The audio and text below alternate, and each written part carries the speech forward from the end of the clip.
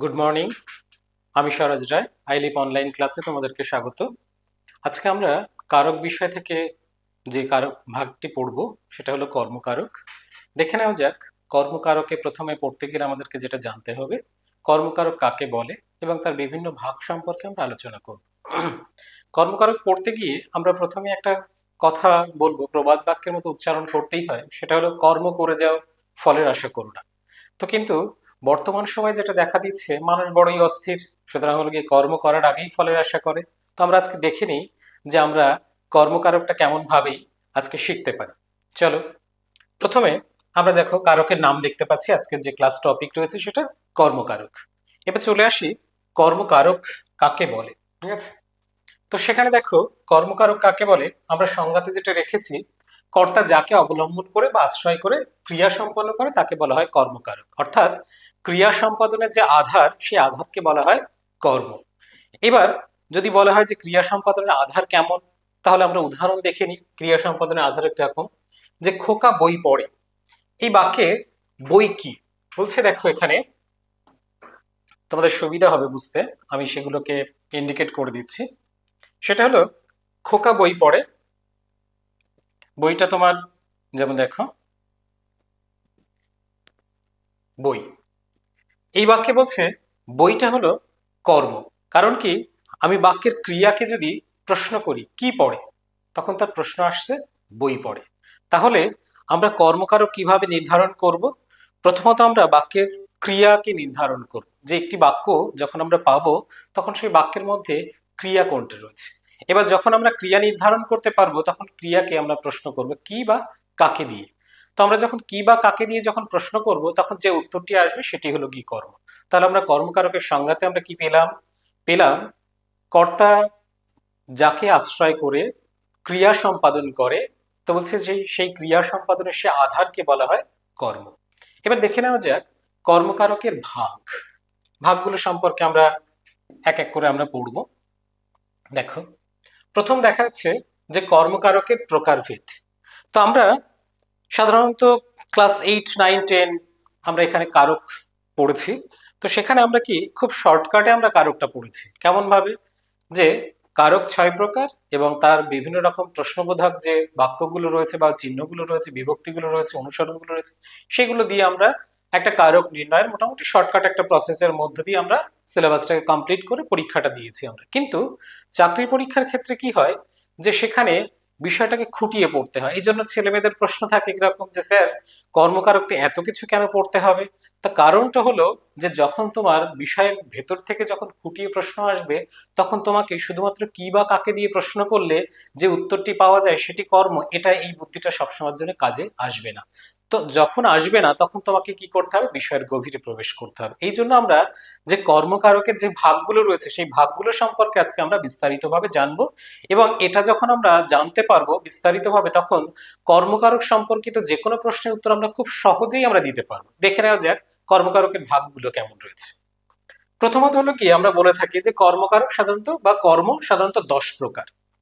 First যেটা রয়েছে মুখ্য কর্ম, সেকেন্ডলি গৌণ কর্ম, থার্ড রয়েছে উদ্দেশ্য কর্ম ও বিধেয় কর্ম, সমধাতুর্য কর্ম, বাক্যাংশ কর্ম, উপবাক্যীয় কর্ম, কর্মকর্তৃবাচ্যের কর্ম, উৎস কর্ম, সমাপিকা ক্রিয়ারূপী কর্ম এবং কি বলছে কর্মের বিপসা। তো আমরা 10 প্রকার কর্মের আমরা উল্লেখ পেয়েছি এখানে। এবার এই 10 প্রকার কর্ম, প্রত্যেকটা কর্ম কাকে বলে এবং তার উদাহরণ সহকারে আমরা সেই জিনিসটা এবার বুঝে নেব। কারণ কি, আমরা সাধারণত সংজ্ঞা পড়ে অভ্যস্ত এবং কি বলছে যে তার সঙ্গে সঙ্গে উদাহরণ দিয়ে, কিন্তু বলছে যখন উদাহরণ থেকে যখন সংজ্ঞায় আসতে হয় তখন আমাদের একটু মাথাটা বিগড়ে যায়। তো আমাদের যাতে এই অসুবিধাটা না হয়, সুতরাং আমরা সংজ্ঞা এবং উদাহরণ দুটোকে খুব সুন্দরভাবে আমরা এখানে দেখব। তো চলো দেখা যাক। প্রথমত আমরা যেটা দেখছি, মুখ্য কর্ম কাকে বলে এবং উদাহরণ দেন। বলছে একটি বাক্যের মধ্যে সাধারণত বলছে 2 রকম কর্ম থাকতে পারে, একটা কি মুখ্য কর্ম, একটি হলো কি গৌণ কর্ম। এবার বলছে যে মুখ্য কর্ম জিনিসটা কি আর গৌণ কর্ম জিনিসটা কি। এখানে সব থেকে একটা জিনিস মাথায় রাখবে, যে মুখ্য কর্ম মিন্স হলো কি অপ্রাণীবাচক, আর গৌণ কর্ম মিন্স হলো কি প্রাণীবাচক। এই দুটো জিনিস মাথায় রাখলে খুব সহজে মুখ্য কর্ম এবং গৌণ কর্মের এই ধারণাটা ক্লিয়ার হয়ে যাবে। তো এখানে দেখো আমরা যেটা দেখছি, কতগুলি সকর্ম ক্রিয়ার 2টি করে কর্ম থাকে, একটি প্রাণীবাচক কর্ম এবং অপরটি বস্তুবাচক কর্ম। এই বস্তুবাচক কর্মটিকে মুখ্য কর্ম বলা হয়, অর্থাৎ ক্রিয়াকে কি দিয়ে প্রশ্ন করলে মুখ্য কর্ম পাওয়া যায়। তাহলে আমরা আরেকটা সূত্র পেলাম কি মুখ্য কর্ম নির্ধারণের, যে ক্রিয়াকে আমরা কি দিয়ে প্রশ্ন করব, কি দিয়ে প্রশ্ন করব, ক্রিয়াকে প্রশ্ন করার উপায় কি দিয়ে। এবার কি দিয়ে যখন আমরা প্রশ্ন করব তখন যেটা পাবো সেটাকে বলছে মুখ্য কর্ম, অর্থাৎ অপ্রাণীবাচক যে কর্মটি। এবার চলে আসি দ্বিতীয় প্যারাতে। দ্বিতীয় প্যারাতে যেমন দেখো রয়েছে এখানে, বলছে উদাহরণ দেওয়া হচ্ছে এখানে, রামবাবু আমাদের ইংরেজি পড়ান। এখানে দেখো তাহলে আমরা কি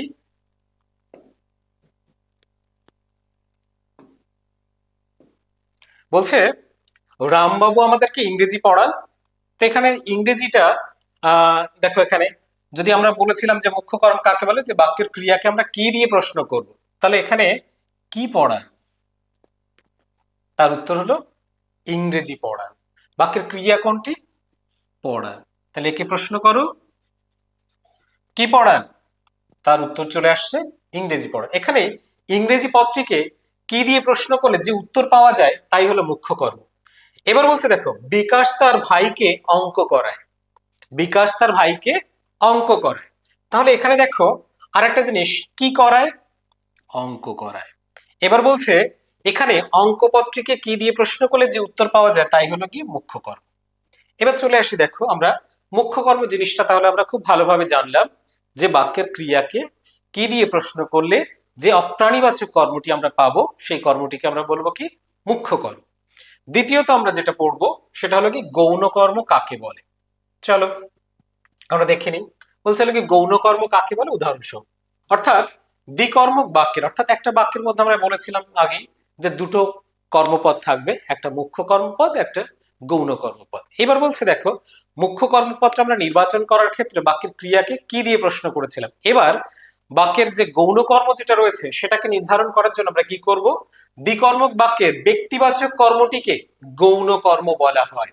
অর্থাৎ ক্রিয়াকে কে বা কাকে দিয়ে প্রশ্ন করলে, বাক্যের ক্রিয়াকে কি দিয়ে, কে বা কাকে দিয়ে প্রশ্ন করলে যে উত্তরটি পাওয়া যায় সেই উত্তরটিকে বলা হবে গৌণ কর্ম। তাহলে দেখো এখানে যেটা বলা হচ্ছে, বাক্যের ক্রিয়াকে কে বা কাকে দিয়ে প্রশ্ন করলে আমরা যে উদাহরণটি বা যে উত্তরটি পাবো সেটাকে বলবো আমরা গৌণ কর্ম। এবার উদাহরণ হিসেবে আমরা দেখে নিই, রাধিকা তার ভাইকে অঙ্ক করায়। তাহলে এই বাক্যের ক্রিয়াপদ কি, করায়। তাহলে কে করায় যদি আমরা প্রশ্ন করি, রাধিকা। তাহলে এই ভাইকে পদটি হলো গিয়ে, যে কে করায় যখন আমরা পাচ্ছি তখন হলো গিয়ে কি, যে না এখানে আমরা কর্তৃপদ পাচ্ছি। এবার বলছি যে কাকে করায়, তখন কি যে পদটি আসছে ভাইকে। তাহলে এটা কি বাক্যের কর্তৃপদ, এটা বাক্যের কর্মপদ। কারণ কি, কাকে অঙ্ক করায়, তাহলে যে ভাইকে অঙ্ক করায়। কে করায়, রাধিকা করায়। তাহলে আমরা গৌণ কর্ম সম্পর্কে আমরা ধারণা লাভ করতে পারলাম, কারণ বলেছিলাম যে গৌণ কর্ম বাক্যের ক্রিয়াকে কে বা কাকে দিয়ে প্রশ্ন করতে হবে এবং কি থাকবে, যে সেখানে প্রাণীবাচক হতে হবে কর্মপদটিকে। এবার দেখো পরের জায়গাতে আমরা চলে আসি, সেখানে যেটা বলছে উদ্দেশ্য কর্ম ও বিধেয় কর্ম কাকে বলে, তার উদাহরণ দাও। এবার দেখো একটা বাক্যের সাধারণত আমরা জানি কি দুটো অংশ থাকে, একটা কি উদ্দেশ্য আর একটা বিধেয়। উদ্দেশ্য সাধারণত কি বাক্যের কর্তা স্থানীয় পদ হয়, আর বিধেয় কি বলছে যে বাক্যের আদার্স যে অংশটি থাকে তাকে বলছে যে বিধেয় বলা হয়। তাহলে এবার আমরা দেখে নেব উদ্দেশ্য কর্ম এবং বিধেয় কর্ম কি জিনিস। এখানে একটা জিনিস খুব শর্টকাটলি তোমাদেরকে মনে রাখতে হবে, সেটা হলো গিয়ে দেখো, বলছে কোন ক্রিয়াকে একটি কর্ম ছাড়াও কি বলছে যে পরিপূরক কর্মের প্রয়োজন হয়।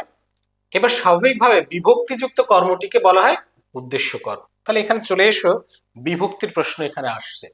আমরা কারক করতে গিয়ে প্রথমে আমরা শিখেছিলাম বিভক্তি কাকে বলে। বলছে যে সমস্ত অব্যয় পদ বা শব্দের শেষে যুক্ত হয়ে শব্দটিকে কি করে, পদে পরিণত করে, তাকে বলা হয় বিভক্তি। এবার বলছে এখানে বিভক্তিযুক্ত যে পদটি, সেই পদটিকে বলা হচ্ছে কি, যে উদ্দেশ্য কর্ম। তাহলে কি আছে দেখো, এখানে বিভক্তিযুক্ত পদটিকে উদ্দেশ্য কর্ম বলা হয়।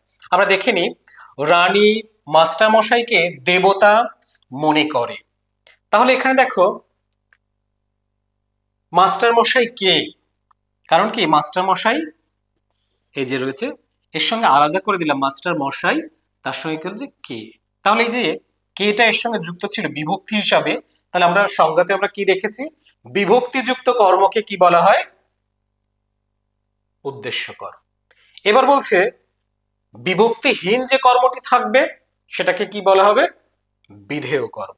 চলে আসি দেখো আমরা পরবর্তীতে উদ্দেশ্য কর্ম। আর দেবতা হলো গিয়ে কি এখানে, দেখো দেবতা, এখানে কি দেবতার সঙ্গে কোনো বিভক্তি যুক্ত আছে, বিভক্তি যুক্ত নেই। তাহলে এই বিভক্তিহীন যে কর্ম সেই কর্মটাকে বলা হচ্ছে কি, বিধেয় কর্ম। তাহলে আবার একবার রিপিট করে দিচ্ছি, সেটাকে কি বলছে, দেখো বলছে কোন কোন ক্রিয়ার ক্ষেত্রে একটি কর্ম ছাড়াও আরেকটি পরিপূরক কর্মের প্রয়োজন হয়। স্বাভাবিক বিভক্তিযুক্ত কর্মটি উদ্দেশ্য কর্ম আর পরিপূরক বিভক্তিযুক্ত কর্মটিকে বিধেয় কর্ম বলে। এখানে মনে রাখার জন্য আমরা যে সূত্রটি ব্যবহার করব সেটা বলবো যে উদ্দেশ্য কর্মের সঙ্গে কি থাকে, বিভক্তি যুক্ত থাকে, এবং কি বলছে যে বিধেয় কর্মের ক্ষেত্রে কি বিভক্তিহীন থাকে। তাহলে সেটা আমাদেরকে বুঝতে খুব সুবিধা হবে। এবার দেখো বলছে বাক্যাংশ কর্ম কাকে বলে। সাধারণত এই নামটার মধ্য দিয়ে কিন্তু আমরা বুঝতে পারছি যে বাক্যাংশ কর্ম অর্থাৎ কি বলছে একটি বাক্যের অংশ। আমরা যেমন বাক্য পরিবর্তনের ক্ষেত্রে দেখেছিলাম সরল বাক্য, জটিল বাক্য, যৌগিক বাক্য, তিন প্রকার বাক্যে। এবার এখানে জটিল বাক্যের প্রসঙ্গটা একটু আনি। জটিল বাক্যে কি থাকে, একটি অপ্রধান বাক্য থাকে আর একটি কি প্রধান বাক্য থাকে।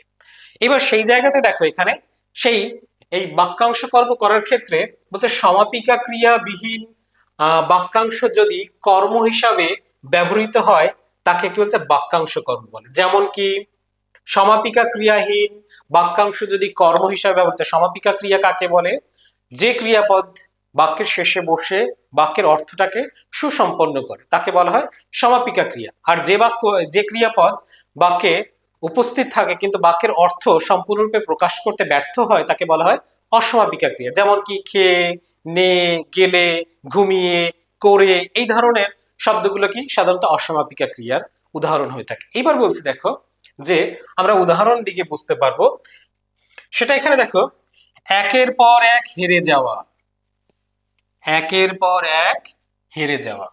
এই জায়গাতে দেখো বলছে একের পর এক হেরে যাওয়া আমি মেনে নেব না।